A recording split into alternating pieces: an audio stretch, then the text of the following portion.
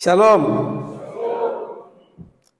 selamat pagi dan salam sejahtera Bapak Ibu jemaat Tuhan, secara khusus Persekutuan kaum Bapa yang bersuka cita atas syukur 37 tahun dalam pelayanan Tri Panggilan Gereja di tengah-tengah jemaat pengharapan secara khusus di Rayon Apeo. Pembacaan yang datang di hari Minggu ini dari Kidung Agung pasal 1 ayat 1 sampai 8 diberi judul atau tema sentral oleh sinode adalah kekuatan dan kesetiaan cinta. Kekuatan dan kesetiaan cinta. Hari ini kita ada di hari ke-189, minggu ke-27 dan minggu yang pertama di bulan Juli. Tema besar triwulan 3 yaitu Juli, Agustus, September. Injil yang memberdayakan keutuhan ciptaan. Ya, selama 3 bulan. Bagaimana semua pemberitaan firman dalam jemaat GKI di tanah Papua itu membawa orang-orang Kristen hidup dalam satu keutuhan. Pada dengan firman, mereka utuh, tidak tercerai-berai. Hidup dalam kasih, saling mengasihi. Mulai dari dalam rumah tangga, lingkungan, sampai dengan orang-orang lain. Bahwa orang lihat, dunia melihat bahwa ketuhanan hidup orang Kristen itu luar biasa ya. Tuh hidup contoh macam mereka boleh. Kehidupan keluarga ini bagus sekali. Coba kita belajar hidup seperti keluarga yang di sebelah. Bagaimana keutuhan rumah tangga itu indah sekali. Itulah sebabnya pembacaan ini Kidung Agung, kalau orang baca, orang tidak mengerti ya. Kidung Agung hanya di ayat 8 saja yang ada nama Tuhan, tapi seluruh kitab itu tidak ada nama Tuhan disebutkan. Ya. Semua berbicara tentang cinta. Ya. Artinya bahwa Kidung Agung adalah dalam bahasa Ibrani adalah sir masirim. Ya. Sir masirim itu lagu-lagu dari lagu-lagu atau kidung dari segala kidung-kidung. Salomo menulis 3 surat dalam Alkitab itu. Kidung Agung dia tulis waktu dia masih muda. Sampai dengan raja di kekuasaannya masih muda. Amsal dia tulis sudah di umur-umur. Dalam kepemimpinan sebagai raja sudah usia sudah masuk mungkin 50-60an tahun. Pengkhotbah dia tulis di akhir hidup sudah di putih rambut. Makanya kalau kita lihat, perhatikan semua tulisan Salomo itu luar biasa. Di pengkhotbah dia tulis tentang hidup yang sia-sia karena dia persembahkan kitab pengkhotbah itu bagi generasi setelah dia. Cukup dia saja yang jatuh ke dalam dosa. Dia mau generasi di bawah dia jangan seperti Salomo. Itu dia menyadari betul setelah sudah tua, bahwa hidup yang dijalani dengan istri yang banyak, 1000 istri, 300 pun percuma, sia-sia saja. Makanya dia persembahkan 3 kitab ini bagi kita. Dan hari ini kita ada dalam Kidung Agung atau kitab yang pertama waktu dia masih muda. Tujuan kitab Kidung Agung adalah memperlihatkan kebaikan dan keindahan segala aspek cinta kasih yang sejati. Jadi Bapak Ibu Saudara, kalau membaca kitab Kidung Agung itu ya banyak berbau tabu ya, bau-bau yang kita baca itu macam menggelikan hati ya. Bau-bau yang macam porno begitu. Tapi kalau kita lihat dari seluruh tulisan kitab Kidung Agung adalah cinta Allah itu ada di situ. Bukan cinta manusia yang palsu itu, pura-pura itu, abu nawas itu. Ya kalau kita baca seluruh kitab Kidung Agung itu, cinta sejati, cinta yang tulus, cinta yang benar-benar dari hati Tuhan yang keluar itu. Mempelai wanita dengan laki-laki sedang saling merayu dengan kata-kata yang indah, kata-kata yang manis, tapi itu cinta kasih yang kudus.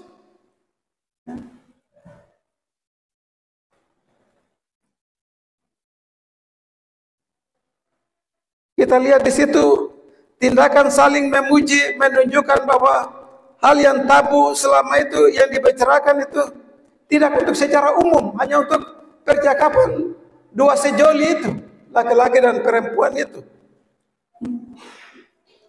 Artinya dengan penuh cinta kasih mereka anggap bahwa cinta dalam rumah tangga, cinta dalam pasangan itu bagi mereka dua itu anugerah Allah.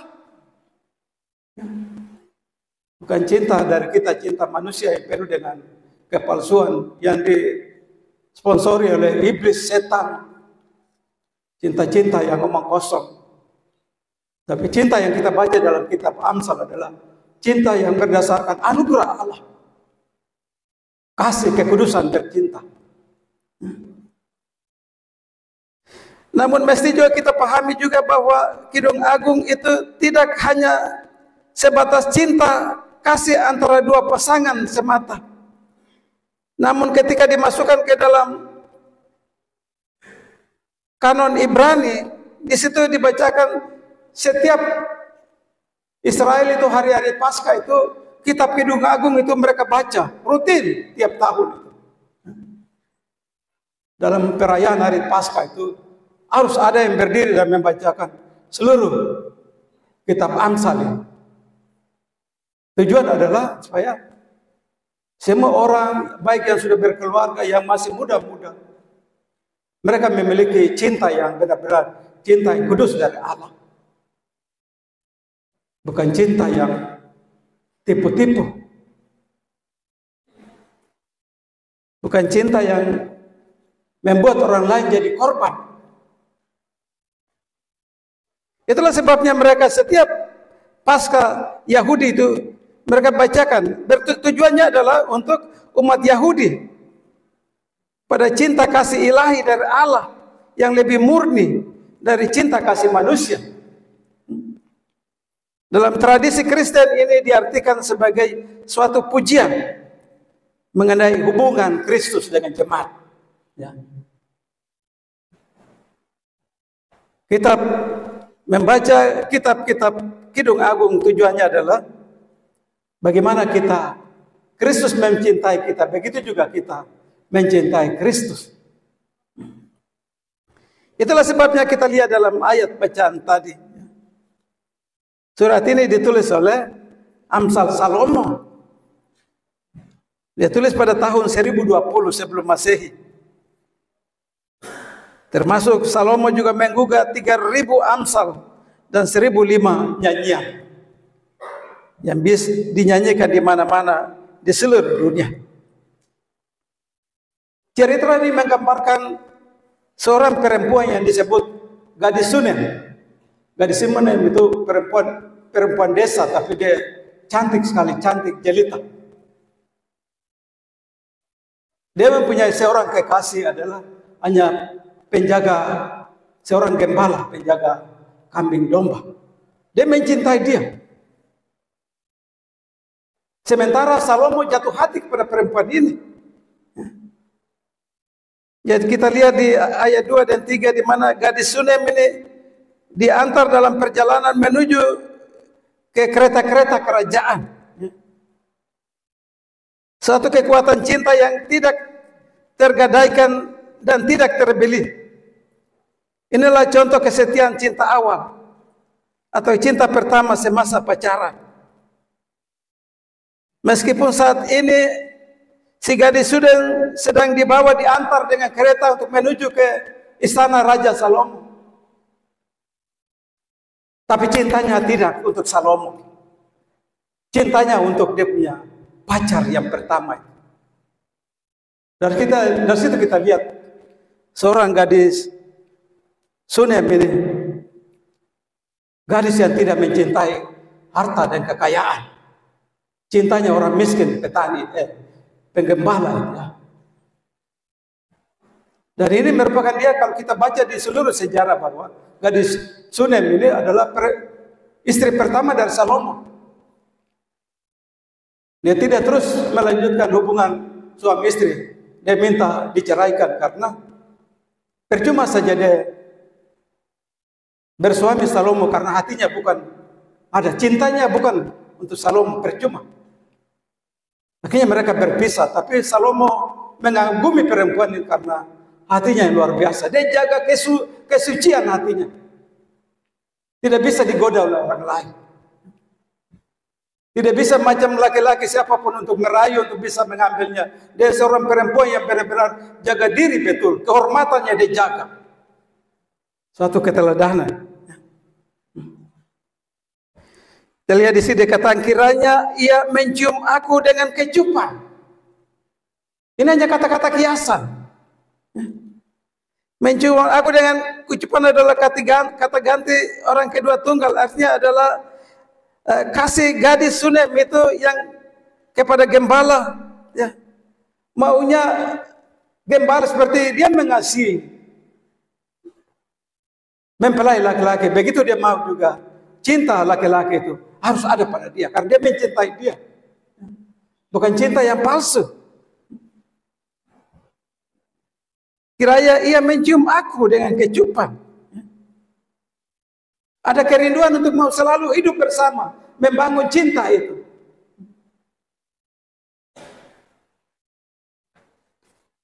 Kisah perempuan Sunem harus menjadi pelajaran bagi kita, Bapak Ibu Saudara. Hidupnya tidak bisa sembarang. Hidupnya dia serahkan sepenuhnya untuk pengantin laki-laki bagi dia setelah pernikahan di gereja. Diberkati oleh Tuhan baru dia serahkan seluruh hidupnya untuk itu. Kita lihat seperti zaman-zaman muda-mudi tidak seperti begitu. Mereka kenal pacaran, sudah tiba-tiba hamil. Kita harus belajar sama perempuan Sunem. Laki-laki menyebut dia seperti gunung Libanon. Orang mendekati perempuan ini sulit sekali, begitu kuat imannya untuk jaga diri, kekudusan itu. Gunung Libanon yang penuh dengan binatang yang buas, dengan batu-batu tajam, menggambarkan kehidupan yang tidak mudah dijerah oleh laki-laki yang penuh dengan penipuan.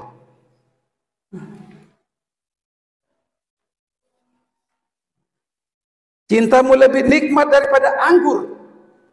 Walaupun dia sedang dibawa ke kerajaan di Salomo dengan kuda kereta-kereta, tapi dia cinta dari pacar pertamanya itu nikmat seperti anggur. Anggur menggambarkan minuman yang diminum oleh raja-raja di kerajaan, di istana yang lebih tinggi, tapi bagi dia pacarnya yang pertama itu seorang peternak di kebun atau penggembala kebun.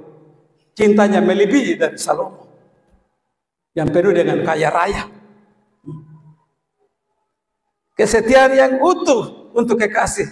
Salah satu nilai cinta dan kesetiaan yang tidak terlihat. Dia tidak melihat harta. Kalau kita lihat orang-orang lain itu senang orang karena ada harta, ada uang dan segala kelimpahan. Tapi gadis Sunem tidak. Dia mau adalah cinta yang benar-benar. Cinta yang keluar dari hati itu saling mencintai satu sama lain. Kita lihat di ayat 4 dan 6, gadis Sunem itu ketika dia sudah ada di Mahligai, itu artinya dia sudah ada di istana kerajaan Salomo di bawah. Meskipun kemegahan dan kekuasaan dan kekayaan, kejayaan Salomo sedang ada di depan mata sang gadis Sunem, tapi hatinya dan kesetiaannya kepada kekasihnya sang gembala tidak luntur. Sudah dibawa di istana Salomo, tapi hati dan cintanya tetap yang penggembala itu. Tidak terpaut karena Salomo kaya raya, tidak. Tetap dia mencintai. Dia punya pacar pertama. Entah ceritanya mungkin dibawa secara paksa atau tidak, tapi cintanya begitu. Jadi betapa pentingnya Kadang-kadang orang tua itu biasa langsung tunangan dia punya anak. Aku harus kawin dan ini, om punya anak dan ini. Cinta harus timbul dari mereka dua saling mencintai, bukan karena paksaan. Kebetulan kita di Papua itu tukar mas kawin baku ganti. Belum tentu mereka saling mencintai. Cinta terbit dari kedua pasangan itu yang saling mencintai. Cinta yang karena paksaan, pasti perjalanan rumah tangga mereka juga pasti tidak akan baik.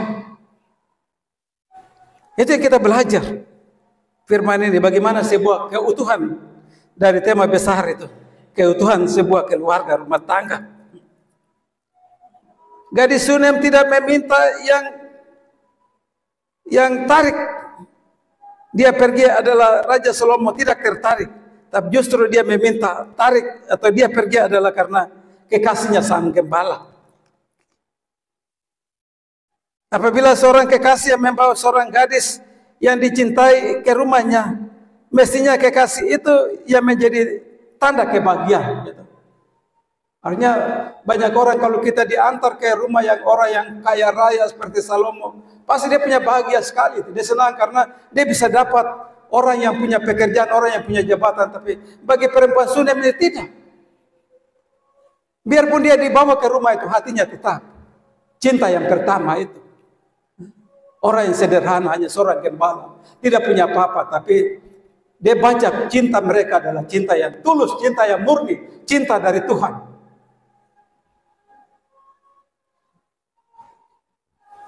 Itu hal-hal yang kita lihat di sini. Gadis Sunem menambahkan syairnya, kami akan memuji cintamu lebih daripada anggur layaknya. Mereka cinta kepadamu. Suatu pengalian dalam kondisi emosi, suatu pesta dapat dibubarkan karena ulah Tuhan dan nyonya. Ya. Artinya kalau begitu kamu sudah saling tidak mencintai, lebih baik berhenti sudah pernikahan ini. Contoh seperti itu. Karena untuk apa kasih nikah tapi mereka tidak saling mencintai. Dia punya cintanya ada di sana. Ini juga pentingnya sebuah keutuhan di dalam rumah tangga. Terjadi semacam gosip, kita lihat di ayat-ayat 4, 5 sampai 6 itu. Gadis Sunem dimahligai raja, tapi dan gosip bersifat bahwa menggambarkan gadis Sunem ini adalah berkulit hitam. Tapi setelah dia di make up, di ini begitu cantik sekali, cantik jelita. Itu sebabnya dia memberikan kesaksian di situ. Saya bukan karena kulit hitam, saya ini seorang pekerja keras. Kadang-kadang mereka bekerja di ladang di Israel, di Bethlehem itu daerahnya panas, di Galilea panas, sehingga kalau mereka bekerja itu kulit jadi hitam karena itu. Tapi kalau mereka di make up, cantiknya luar biasa.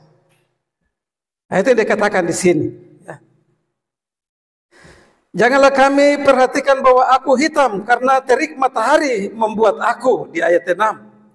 Pengakuan yang jujur dari gadis Sunem tentang dirinya sendiri bahwa ia memang hitam karena terik matahari membakar aku. Putri-putri ibuku marah kepadaku. Tapi semenjak itu istana atau Yerusalem, si gadis Sunem lebih hitam karena gadis-gadis Yerusalem itu raja-raja mereka menjadikan sebagai penjaga-penjaga kebun anggur. Ya. Bapak Ibu jemaat yang Tuhan Yesus Kristus kasih. Kita lihat di bagian terakhir di ayat 7 dan 8. Gadis Sunem ingin untuk mendengar cerita dari kerja seharian kekasihnya sang gembala. Kisah cinta sangat hidup dan dihidupkan oleh sosok gadis yang menghormati cinta. Dan memelihara dengan kesetiaan dan menaburnya dengan kekuatan kerinduan yang tidak ada digeserkan oleh kekuatan apapun. Ya. Bila seseorang hendak ada dalam situasi cinta yang tumbuh di masa pacaran, ada saja cerita dan ingin sekali situasi bersama dengan kekasih itu berlama-lama, apalagi bila hadir bersama-sama secara fisik dan dekat. Gadis Sunem melepaskan kerinduannya dengan mengutarakan ini. Ceritakanlah kepadaku jantung hatiku. Jadi dia mau pacar pertamanya tuh si buah hati yang pertama itu, kau cerita bagaimana kehidupan saya, benar atau tidak. Kau cerita kepada orang lain. Bagaimana cinta saya kepada engkau? Engkau cerita semua orang lain. Adakah penuh dengan kepalsuan? Adakah penuh dengan kemunafikan? Bukankah cinta saya cinta yang tulus pada engkau?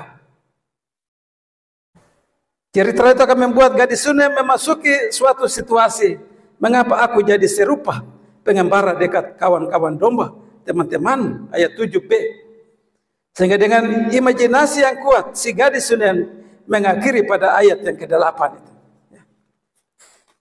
Di ayat 8 dia katakan, jika engkau tahu, hai jelita di antara wanita, ikutlah jejak-jejak domba, dan menggembalakanlah anak-anak kambingmu dekat perkemahan para gembala.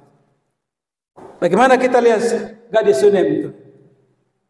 Cintanya tidak terputus. Cintanya tidak bisa digoda dengan harta kekayaan dan kemakmuran apapun. Cintanya tetap ada saja kepada sang buah hati, yaitu walaupun dia hanya seorang gembala. Apa firman Tuhan tentang cinta ini? Bagi kita Bapak Ibu saudara jemaat Tuhan, untuk merenungkan dan mengaplikasikan firman ini dalam kehidupan kita. Pertama, rasa cinta membuat siapapun ingin bertemu dengan seorang yang dicintai, apalagi yang muda-mudi. Bahkan bukan hanya bertemu, tapi juga untuk menikmati relasi cinta yang tulus bersama sang kekasih. Relasi ini adalah relasi yang didasarkan pada rasa saling mencintai. Cinta adalah cinta yang memandang fisik, tidak memandang fisik. Itu yang kita belajar.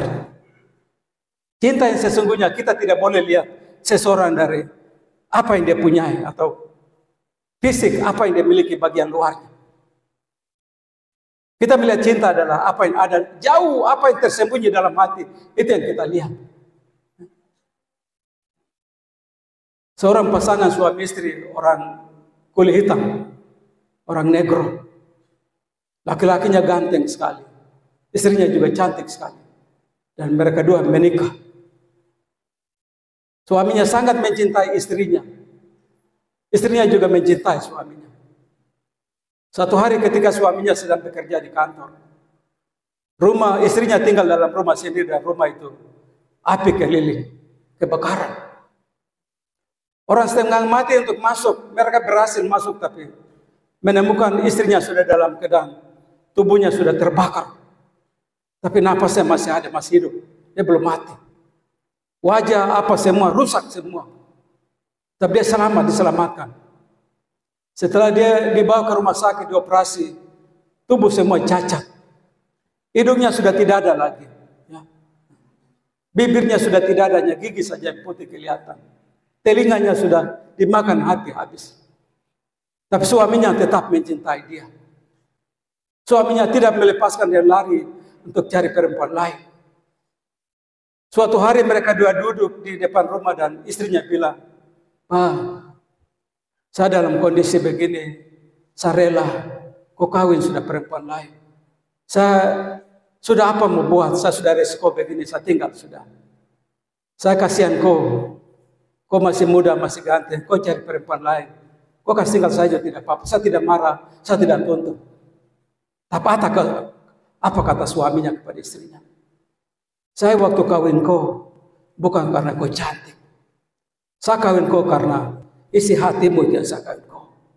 Biar bagian luar itu rusak, hancur, cacat, tapi bagian dalam kan tidak cacat. Bagian dalam tetap asli cinta itu. Makanya saya tidak melepaskan kau. Saya tetap cinta. Itu baru cinta. Cinta tidak melihat bagian luar. Cinta lihat bagian dalam. Kadang-kadang kita melihat cinta bagian luar, sehingga bagian luar itu rusak, habis, maka cinta juga pudar. Cinta tidak seperti itu. Sekali mencintai sampai tua, tetet nenek, itu baru cinta. Mudah-mudahan kita adalah orang-orang yang mempertahankan cinta itu. Dan banyak di zaman yang sekarang, dunia, artis kita bisa lihat. Artis yang orang Kristen saja juga bisa. Kasih tinggal cinta itu. Kasih tinggal perkawinan itu, lari. Ya. Itu hal yang pertama yang kita lihat. Ya. Kita belajar dari sepasang suami istri. Oleh sebab itu dikatakan, bukankah kita adalah mempelai Kristus? Kristus mengorbankan dirinya di kayu salib hanya karena dosa-dosa kita. Kita harus mencintai Dia dalam pekerjaannya, dalam pelayanan. Kita mencintai Kristus hari ini, kalau ada di hari Minggu ini. Kalau orang yang tidak mencintai Dia, orang yang tidak tahu pengorbanannya, ya tinggal di rumah saja. Firman Tuhan hukum keempat tadi jelaskan. 6 hari lamanya engkau bekerja banting tulang. Hari ke-7 itu hari Tuhan. Kau datang mengucap syukur pada Tuhan. Jangan tidur di rumah. Siapa yang kasih nafas hidup untuk engkau? Dia yang kasih. Dia mencintai engkau. Dia mengorbankan dirinya untuk engkau, supaya engkau selamat. Dia membebaskan engkau dari dosa. Kita harus mencintai Kristus itu. Cintanya membawa kita bukan kepada hawa nafsu. Cinta tulus Tuhan bawa kepada kita. Cinta tulus Tuhan Yesus bawa kepada kita bagi para anak-anak muda. Bukan untuk kamu punya kegantengan, kecantikan, pakai untuk hawa nafsu. Tidak. Cinta Kristus yang sungguh. Kamu belajar dari dua mempelai itu dengan kata-kata yang bujukan, tapi cinta yang kudus. Mereka tetap menjaga diri. Mereka tidak bisa menubai diri sebelum mereka dibawa masuk kepada ikatan perkawinan. Setelah itu baru disahkan.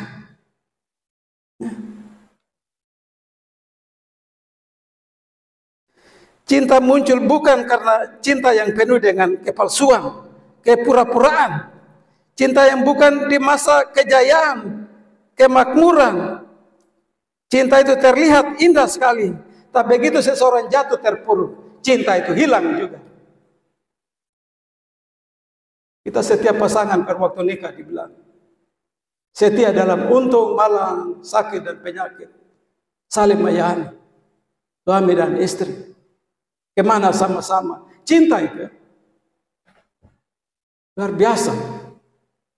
Saya ada lihat dalam jemaat ada bapak-bapak, ibu yang pasangan yang setia sudah. Mau ke gereja kah, kemana kah, setia sama-sama, tidak pernah berpisah. Ketua PKB ada, saya lihat orang-orang yang contoh itu ya. Kemana-mana bapak dan ibu selalu ada. Mau di ibadah keluarga kah, di mana, mau jalan kemana kah. Cinta itu, cinta yang mereka ungkapkan dalam pernikahan itu, mereka praktekkan cinta itu dalam kehidupan mereka. Kita juga harus begitu. Cinta itu muncul dari hati, bukan kepura-puraan, bukan kepalsuan. Seperti gadis Sunem yang dan kesetiaannya dan cintanya yang tidak teralihkan oleh kebesaran, kekuasaan, jabatan, kekayaan, kehormatan yang ada di dunia, maka hal itu harus diamanatkan kepada kita. Itulah sebabnya yang pertama kepada muda-mudi, pemuda dan pemudi yang sedang berpacaran, gunakanlah kesetiaan dan cinta sebagai rajutan untuk saling melengkapi dan saling belajar. Jangan menghancurkan diri sendiri. Orang tua saya kasih tahu, tempat anak itu don nonton di HP dan don lihat itu, don praktekan dalam kehidupan cinta mereka. Don kira mereka bercinta, padahal mereka sedang birahi. Akhirnya kecelakaan. Anak baru SMP kelas 1, kelas 2, baru SMA kelas 1 kecelakaan. Karena itu, anak-anak muda harus belajar banyak tentang kitab Kidung Agung. Cinta yang suci, cinta yang tulus itu ada di situ. Seperti gadis Sunem. Sulit untuk orang menaklukkan dia. Bagi dia, cinta itu dibawa ke pernikahan baru. Di situ baru cinta itu dia bisa serahkan dirinya. Hidupnya, apa yang dia punya sebagai mahkotanya, dikasih setelah ikatan pernikahan. Ya. Ini harus ada dalam kita. kepada bapak dan mama pasangan suami istri. Gadis Sunem mengingatkan pentingnya cinta dan kasih kesetiaan mula-mula itu. Cinta tidak boleh tergadaikan oleh kebesaran, jabatan, harta, kekayaan. Karena usaha lancar, ingat, cinta tetap cinta. Cinta melebihi semuanya. Maka kuduskanlah cinta demi keutuhan keluarga. Ya. Tahu kalau ke Israel itu yang pasangan datang tuh sampai di Kana itu, yang namanya pasangan itu harus baca kembali liturgi pernikahan itu. Seorang harus pimpin ibadah. Kita waktu ke sana kebetulan pasangan pendeta Lewir dengan istri ada 2 bapak dengan istri 3 pasangan. Saya pimpin ibadahnya untuk mereka 2 baca kembali liturgi waktu mereka baca di gereja itu yang mereka ungkapkan dengan hati mereka, baca ulang. Di usia perkawinan yang sudah 39 tahun, 40 tahun, baca untuk mengingatkan cinta yang dulu itu masih ada atau tidak. Itu bagus, satu kebiasaan dilakukan di Kana. Semua orang yang datang ke Kana harus masuk ke gereja dan yang pasangan harus baca ulang liturgi. Ini bagus. Pak, kita tidak lupa itu. Kita tidak lupa karena dunia yang mewah, dunia yang baru. Tapi cinta kita itu, janji kita di bawah mimbar gereja tetap setia.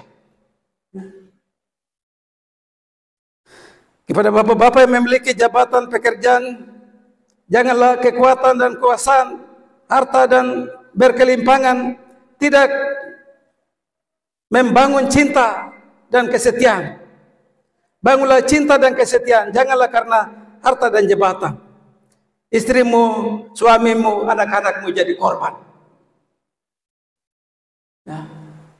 Kalau kita sudah uang banyak, akhirnya cinta korbankan. Bikin dapur yang satu lagi, tidak boleh. Cinta tetap sampai seumur hidup. Sampai rambut putih, sampai tete dan nenek. Satu kali untuk sampai selama-lamanya.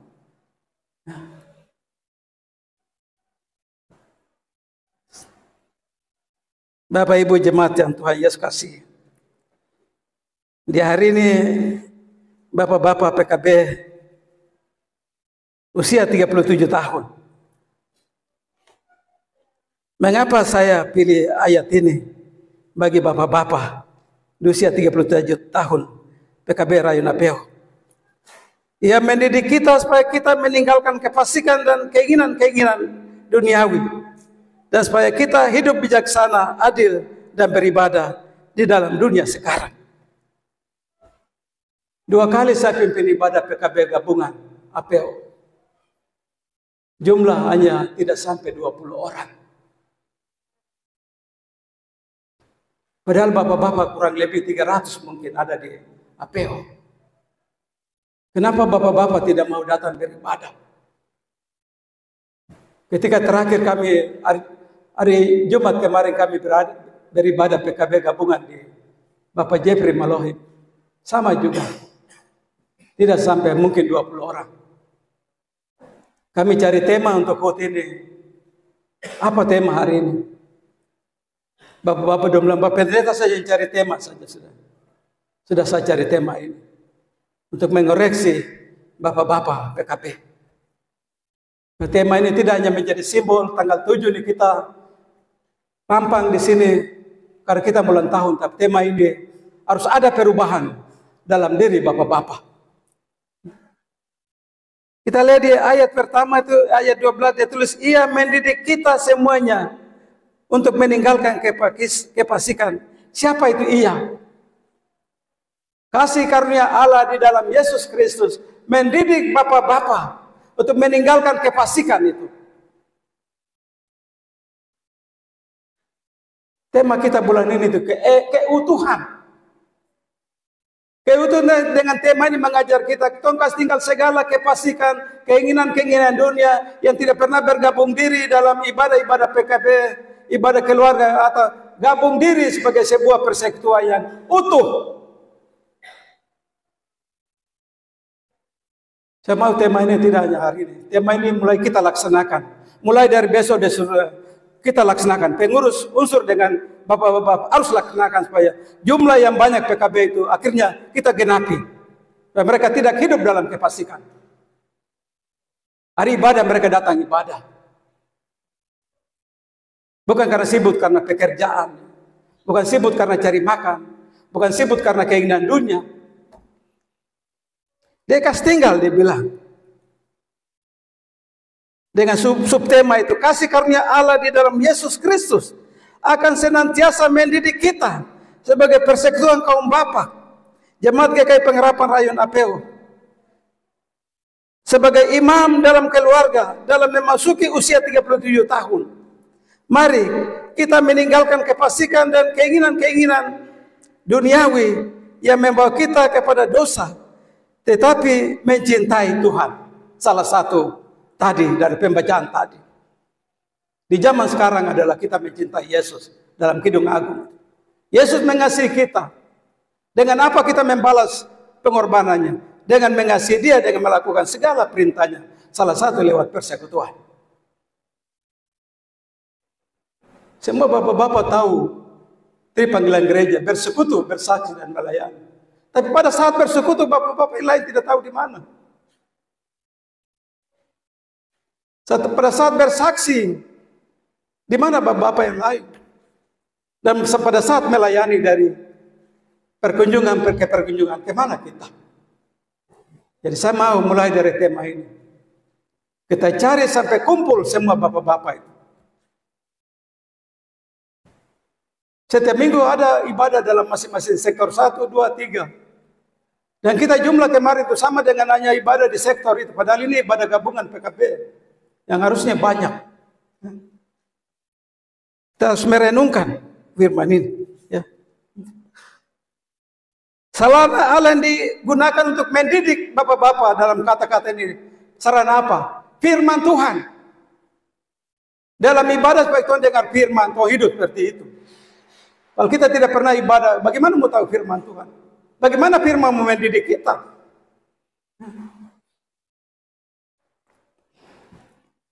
Kasih karunia Allah mendidik kita untuk mencintai Yesus. Cinta kepada Yesus semakin kuat. Seperti sang suami mempelai laki-laki dan perempuan. Saya datang ibadah karena saya cinta Yesus. Saya datang ibadah hari Minggu karena saya cinta Yesus. Saya datang ibadah apa saja karena saya cinta Yesus. Pengorbanannya saya tidak bayar dengan apapun. Makanya saya harus datang. Yang terakhir, kenapa kita harus PKB? Firman mengajak kita untuk beribadah. Tinggalkan segala kefasikan. Kalau kita baca dalam 1 Timotius pasal 4 ayat 7 sampai dengan 10, di situ dikatakan, latihlah dirimu beribadah. Latihan bandani terbatas gunanya, tapi ibadah itu berguna dalam segala hal karena mengandung janji, baik untuk hidup hari ini maupun hidup akan datang. Betapa pentingnya ibadah itu, karena ada janji di situ. Hidup yang akan datang yang kita peroleh ditentukan oleh hidup yang sekarang kita jalani. Kalau saya jalani hidup dengan benar, dengan baik, cari Tuhan, maka itu juga menentukan akhir hidup saya. Tapi sekarang saya jalan hidup sembarang saja, itu juga yang menentukan akhir hidup saya. Kemana saya pergi nanti? Karena hidup itu penting. Selamat ulang tahun ke-37 tahun. Tuhan Yesus Kepala Gereja memberkati persekutuan ini. Dengan firman Tuhan menjadi tema hari ini dari Titus pasal 2 ayat 17. Kita melakukan seluruh tugas pelayanan lewat gereja Kristen Injili di tanah Papua lewat tri panggilan gereja. Kita bersekutu, mari kita bersekutu sama-sama. Kita bersaksi, mari kita bersaksi sama-sama. Dan mari kita di dalam kasih kita saling melayani satu sama lain. Tuhan memberkati kita dengan firman-Nya. Amin.